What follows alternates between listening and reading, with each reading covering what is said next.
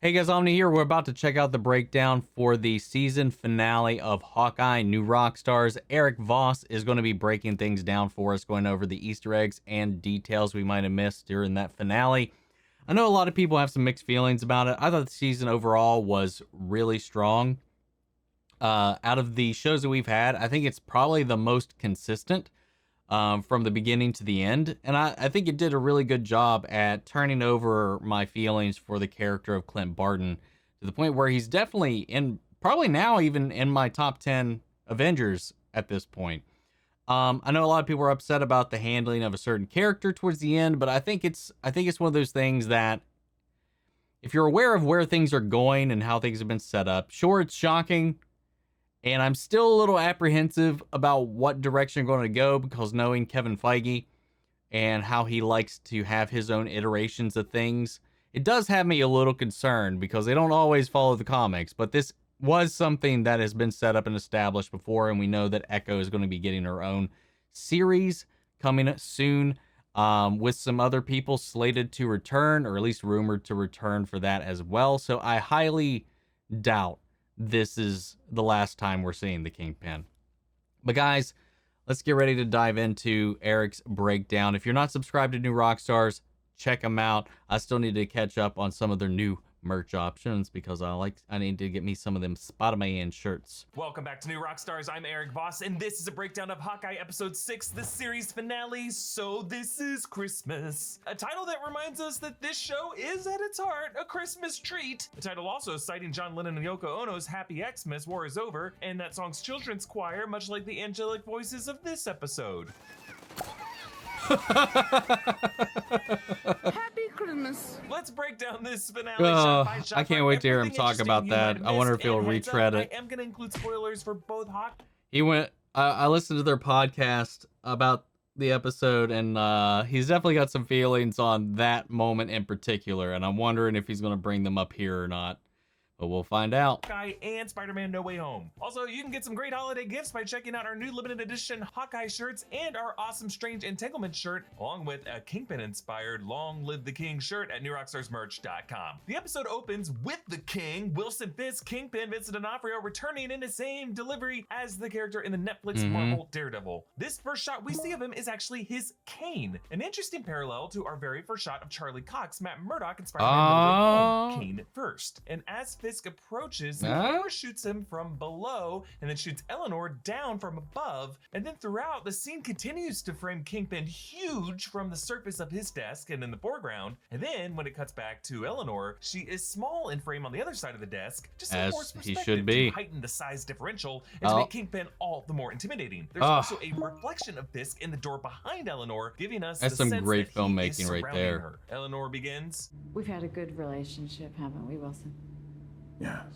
Yes, Kingpin has gotten good at reading people, and D'Onofrio twitches his eye from the very beginning of the scene until it just lashes out in a rage by the scene's end. The twitching eye also foreshadows his off-screen fate when he is shot by Maya Lopez, but as in the Daredevil comics, will probably just walk away blinded. There's a shot of Midtown Manhattan that shows the Hell's Kitchen neighborhood, the domain of Kingpin, kind of the heart of Kingpin's grip on the city, and of course the stomping grounds of Matt Murdock. And you can see some industrial steam blocking out the view of the skyline. But there's actually a new tower added between the Empire State Building and the Bank of America Tower on the right side of frame, and those really, really tall Central Park towers on the left. I don't think this tower exists in real life. And yes, it is interesting that it is masked by steam here. This is roughly where Avengers Tower used to be located. That tower was always CGI'd over the real-life MetLife building, which is located beside Grand Central Station. However, this episode actually shows us the MetLife building later on in the shot of Comcast Tower, aka 30 Rock. But in that shot, there is that large blue tower right beside it that I also don't think exists in real life. So the MCU might have actually relocated former Avengers Tower slightly in the city's geography. And the steam back in that establishing shot makes me wonder if something was being masked from this building, because we know in Far From Home, Spider-Man sailed right through a new atrium that was constructed in that tower by its new occupant. This series doesn't really confirm the answer to that, but it could be Fisk Tower or the Fantastic Four Baxter Building. Maya Lopez meets with Kazi and Kingpin, who now I hope it's the Fantastic Four. Make it to the Baxter Building would be from fun. The cover of the Spider-Man comic Family Business. Notice how Fisk only knows certain words in ASL. I always taught you to keep a low profile. He knows low profile in sign language, probably a recurring reminder that he has repeated since she was young. Maya claims to have dropped her Ronin pursuit, but Kingpin does not buy it. And notice how his eye twitch returns and he tells Cassie, "The people need to be reminded that the city belongs to me." echoing the kind of words he would use in the Netflix Daredevil show. "I wanted to make this city something better than it is. Something beautiful. You took that away from me!"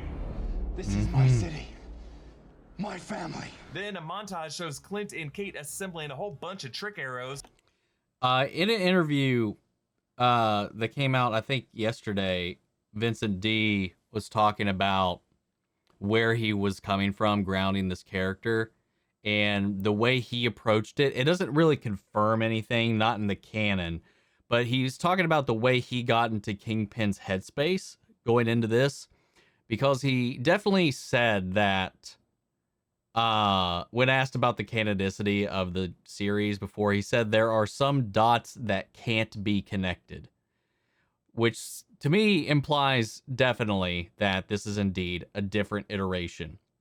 But his approach to the character is that the blip took away all of the power that he had gained during season 3 of Daredevil. So all of that came crumbling down because of the blip. And now he's back and trying to reclaim that power. And that's why he's very on edge. That's why he's very kind of volatile, because he's lost a lot because of that absence of time. And he's trying to get back to that same place. So that's where it comes into play, where he's kind of like rushing things, maybe trying to be a little rash. That's where at least Vincent D kind of talked about how he tried to get into the frame of mind to prepare for this show and his role in it. So it's just a kind of fun little thing. It doesn't really, I mean, his words aren't necessarily law, but I mean, that little line about dots that can't be connected definitely makes me feel like it's going to be exactly what Charlie Cox and Kevin Feige have said in the past, that if these characters were returned, they would be slightly different variations. So I would assume in that way that the shows themselves, maybe some details of them could be canon, but as a whole, these are just variants in the MCU timeline happening, like J.K. Simmons as J. Jonah, just happen to be the same character, or the same actors.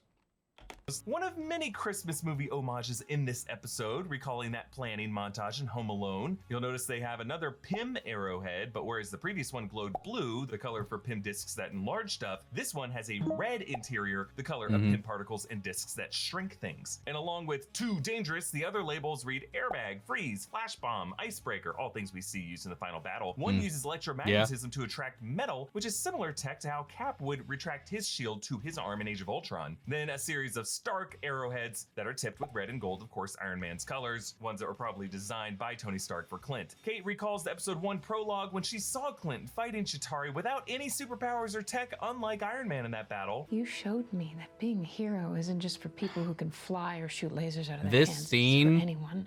But I guess being a hero is for people reinforced using the weapons built by the guys who shoot lasers out of their hands. my We see a newfound love caravan for of Trust Clint. a Bro trucks pulling up to 30 Rock.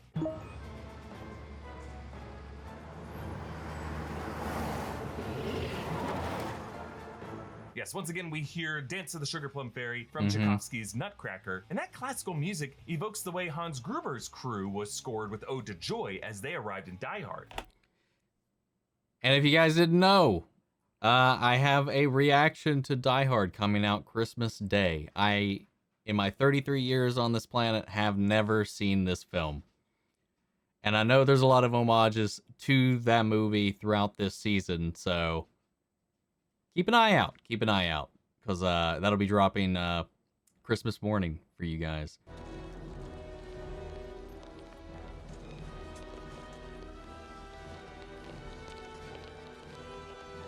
I Ivan also says Red 1 in position, like he's part of the Red Squadron in Star Wars. I thought the same Yelena thing. arrives to the party in a green coat, another production design element pulled from Home Alone, in which several shots of that movie have both red and green somewhere in the frame, like the McAllisters' year-round yet still Christmassy wallpaper, which they did to give that movie an all-time Christmassy feel. This episode often does the same thing, not just with Christmas. It's been a decorations long everywhere, time since I've literally seen in Home the Alone, costuming man. of red and I used to green watch suited that movie tracksuit bros so and much, just like random many people background set did. decorations. Clint spots Kazi's sniper in the champagne, and he quickly uses a serving platter to deflect the bullet, and all hell breaks loose. Kate boards the elevator with Yelena and wrestles with her until the top tears away to her new purple Hawkeye Archer top, which I just really appreciate because it was Yelena's probing interrogation episode 5 that helped Kate realize why exactly she wanted to be an Avenger. And in another Christmas movie homage, Kate pulls up Buddy the Elf on the elevator buttons. No, no. Come on, that is so annoying. Suka. Suka is Russian for bitch. Kate chases Yelena in a cool lateral tracking shot through the office space, reminding us of the awesome camera work in the movie Old Boy. And this means that on the Hawkeye set, they likely had to build a whole set with a dollhouse opening to roll in front of. But they do conceal a cut as they move from the kitchen into the lobby. And here, this firm is called Tanner, Dees and Associates. Olivia Tanner was a set decoration coordinator for this show. Courtney Dees was a set decoration PA. It's really cool how the Marvel shows will work in the names of the cast and crew into the visual details. Kate slings her bulla at Yelena's widow staff to knock it out the window. I thought she grabbed a mouse because she beat her with a keyboard. I thought she was chasing her with a mouse. Makes more sense that it's a bola, man. Makes more sense to why it affected her so much. Because, like, man, that would have to be one heavy ass mouse. Creepy baby Santa in the corner watches. Yelena anchors herself with that rappelling line, and the camera reorients with her as she scales down the building. Yeah, I love that shot. The Empire State Building is framed perfectly behind her, and then Kate has to jump out a window the same way she saw Hawkeye do when she was a kid, but miraculously lands unharmed. Jack saves her, proving he really is just a naive dummy who loves swords. Cool. As the tracksuits creep up on Clint, he lays these blinking red grenades to cover the area, which was the same device that Clint used on the Outriders, who chased him in Endgame. And then Clint tries to pull a John McClane out the window, but he ends up more like the Wet Bandits Home Alone, whose zipline also breaks, and then he ends up stuck in the tree where he meets the cutest owl. Hey. Cute for now. This owl is a reference to an owl that was found in the 30 Rock Christmas tree last Christmas. A cute owl named Rocky. Kate throws a tricycle through the window of Toy Store FAO Shores, just like Kevin McAllister does, to break the window and trip the alarms of the toy store in Home Alone 2. And she also stands on that big keyboard, just like Tom Hanks does at FAO Shores in Big. Kate timbers the tree by breaking the wires and shooting an acid arrow at the trunk, calling back her unintentional demolition of Stain Tower back in episode 1. And as the tree falls, you can actually see that owl flying out of it. On the ice, Clint uses the magnetic arrow to snatch all of their guns. And Clint reveals he wore his new suit underneath his torn shirt. A classic superhero shortcut, proving he has come full circle on that branding issue. I did see some people like, why did the tracksuits just shoot them? Or the LARPers or anything like that. I was like, well... Then they just unleash all the trick arrows in the tracksuits. It is awesome. Kate once again uses her bow as a springboard, uses her legs to tackle a guy the way Black Widow would do. But the most unsettling arrow, of course, is that red glowing Pym arrow that shrinks the Trust-a-Bro truck. What happens to them now? I don't know.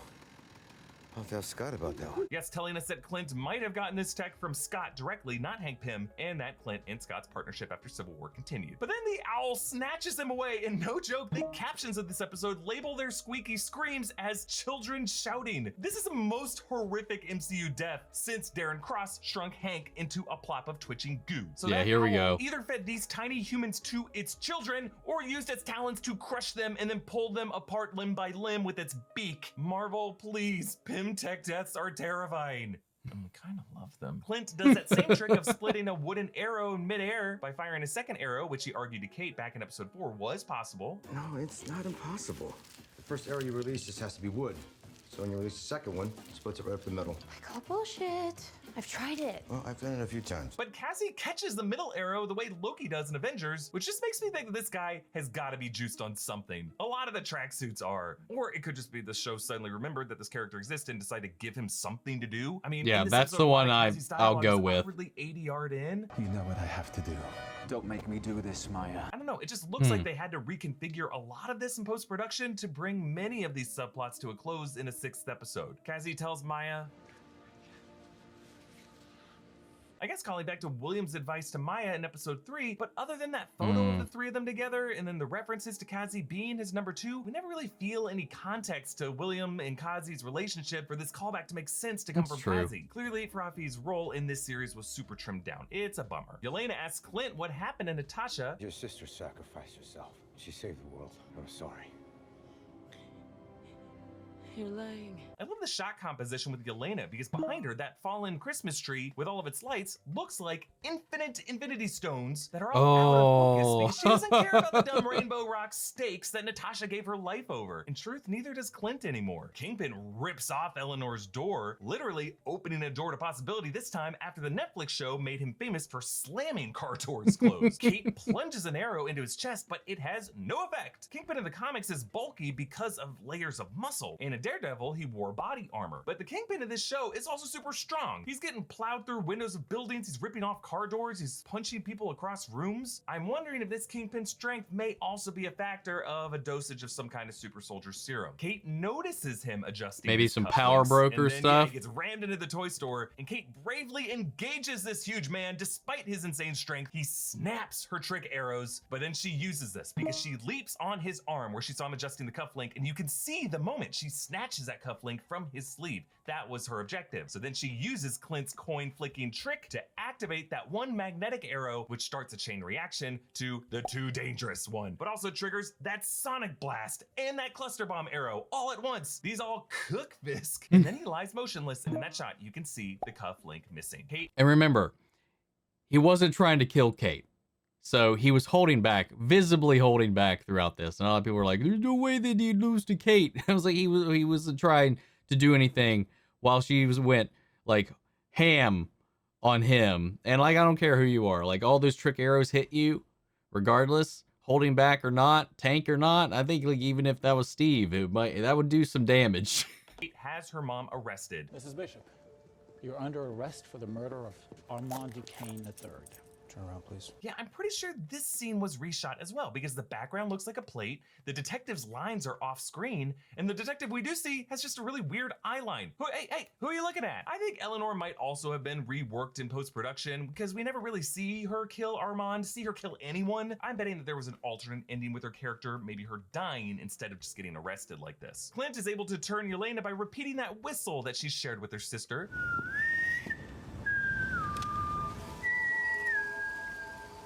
And Clint reveals how Natasha told him about the events in the Black Widow prologue, escaping Ohio on a plane, being separated from Yelena. And in doing so, he reverts Yelena to her American Pie singing innocence before she became a killer. Clint apologizes to her, and Yelena decides to leave, probably to pave a future on some Dark Avengers or Thunderbolts lineup with Val and John Walker. And notice how only now it begins to snow. This tells us that the final scene of Spider-Man No Way Home, in which Peter Parker swings through 30 Rock Plaza past the tree, while around the same time might have been a different night because that tree was still upright and it was fully snowing in that scene. So don't worry, we don't have to look in the background for Peter swinging around here.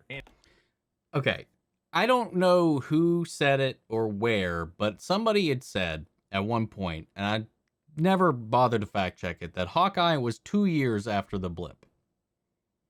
Now, at no point does the show reference what time it's taking place in, what year, but we at least know that in No Way Home, it follows right off the heels of Far From Home, which was like what, 2 months after the blip? It wasn't very long after the blip. Like, it wasn't a year or 2 years after the blip. So presumably, sure, some time passed in that film, and it was around Halloween when he went to Doctor Strange, and Christmas by the time the movie ended.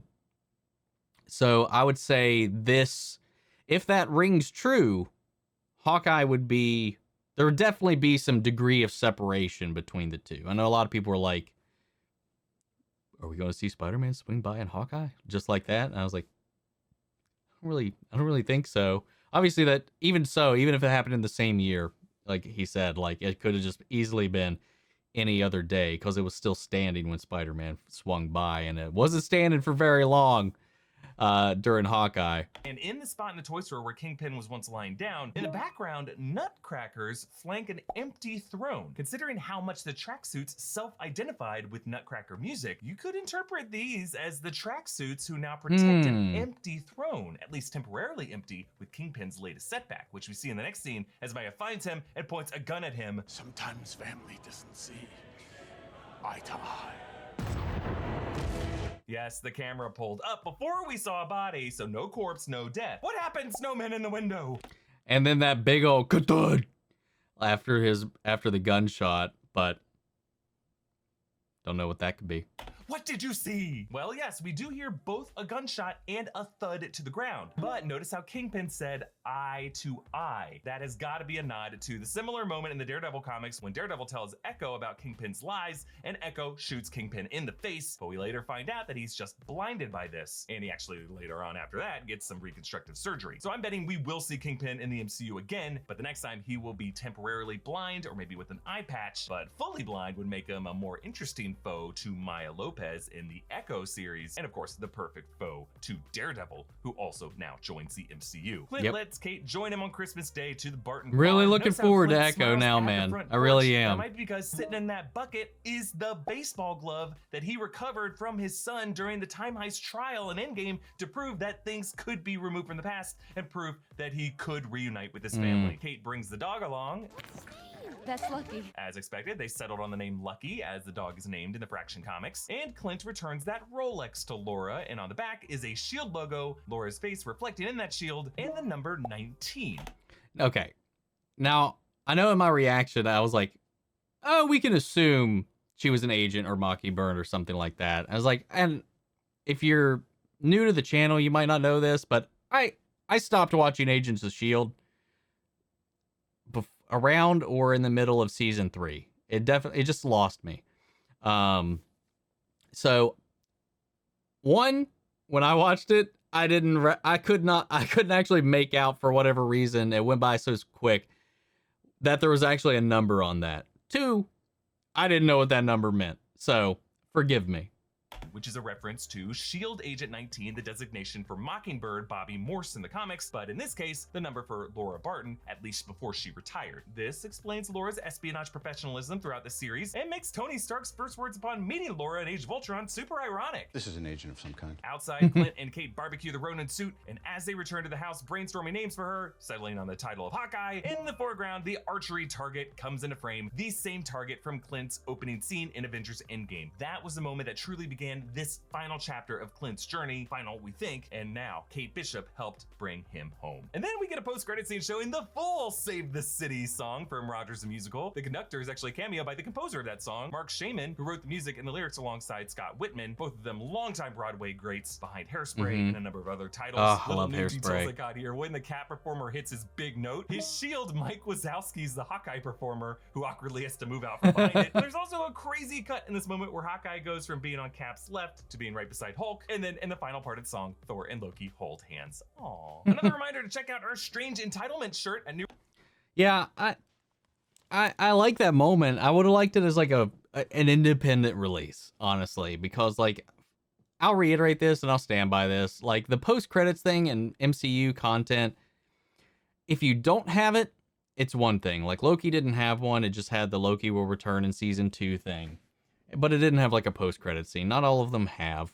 So like it would have bothered me less if it just didn't have anything in there. But like with the Zemo thing, like it was released later. It was like these super cuts, is these longer things, it's like these special things. I feel like that would have been a nice thing to release independently on its own, because when you include it as a post-credit scene, as I've seen myself and I felt myself when I was watching it, including it as a post-credits thing implies, or at least instills the expectation something will come of it. And I was always waiting throughout it, what's going to be the nugget in this? What's the thing we're waiting for in this? And it was just that performance, which is nice. It was fine. It was fun. I wanted to see this. Even me earlier in it, I was like, I'll watch this musical, and I would.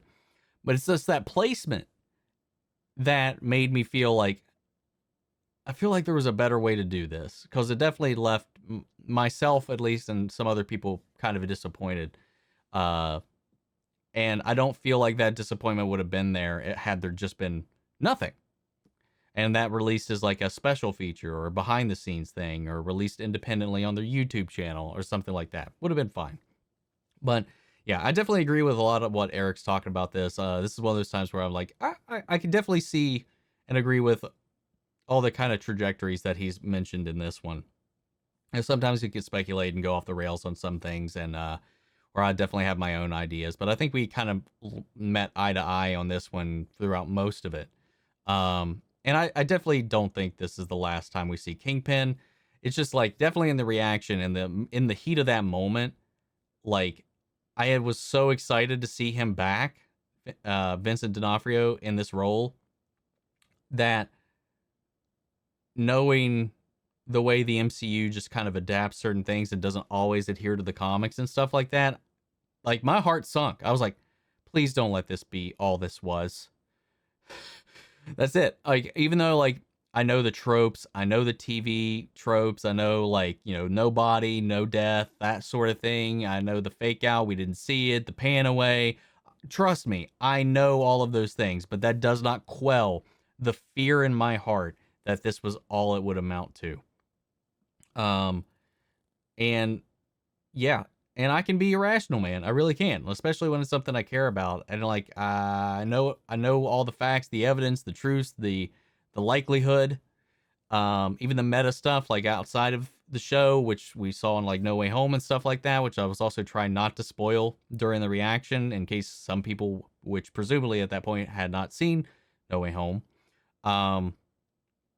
You know, so I didn't want to like ruin that. So I was definitely like, please, I know things. I think I know things. Please don't mess this up. Please, please. Anyway, it was also at that time when I was watching it, I didn't know about that reference to the comics. I only found that out when I was editing the video.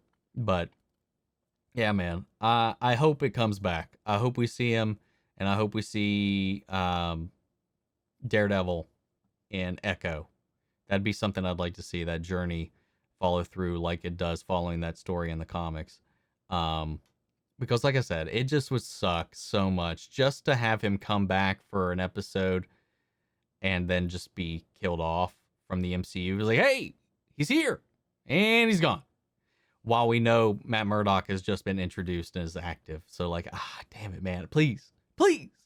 And we know that Echo, as well as some of the other shows, have writers from the Daredevil Netflix series on board for what's moving forward. Some of the Punisher and Daredevil writers are working on these shows coming out. So I'm excited. And they've said that spiritually, Echo is like a Daredevil season 4. And I'm curious to see what that looks like. Who knows? Maybe Fisk isn't dead or even shot. You know, we could have the shot and that thud was, who knows? Matt Murdock maybe stopped her from killing him, knowing what happened, but knocked him on his ass. Like he fell down, knocked out, but he spared him and he saved Maya from, you know, getting that blood on her hands. Hopeful thinking, wishful thinking, because it would be less, it'd be easier on the production and the narrative to not have him be blind, keeping him threatening. But it'd be really interesting to see how they go that route if they do go the him being temporarily blinded route, whether it be partially blinded or whatever they decide to do. I just really hope that's not it.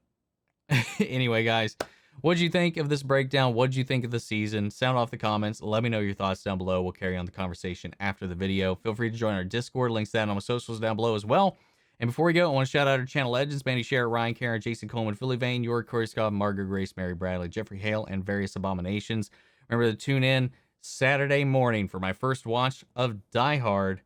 And I hope you enjoy, and I hope you all have a safe and happy holidays, and I'll see you guys in the next video. Take care, everybody.